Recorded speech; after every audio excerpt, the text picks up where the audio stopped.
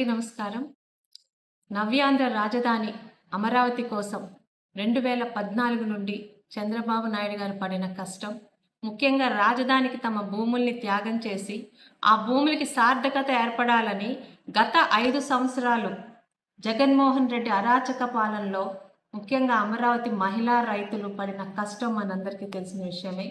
ఈరోజు కూటమి ప్రభుత్వం అధికారంలో ఉండగా ఇటు చంద్రబాబు నాయుడు గారు, పవన్ కళ్యాణ్ గారు, మరి ముఖ్యంగా మోడీ గారి సహకారంతో పార్లమెంటులో నిన్న లోక్సభలో అమరావతి బిల్లును పెట్టడం, ఒక్క పనికిరాని వైసీపీ పార్టీ తప్పితే మిగతా అన్ని పార్టీలు మనస్ఫూర్తిగా అమరావతి బిల్లును సమర్థించడం మనందరూ చూసిన విషయమే. ఈరోజు రాజ్యసభలో కూడా పాస్ అయి మన అమరావతికి చట్టబద్ధత రాబోతుంది. ఈ సందర్భంగా ప్రతి ఒక్కరూ ఇక్కడ ఒకే విషయం చెప్పదలిచాను. రాజధాని లేని రాజ్యం అంటే తండ్రి పేరు చెప్పుకోలేని కుటుంబం లాంటిది. ఈరోజు ఆ రాజధాని కళ సాకారం కాబోతుంది.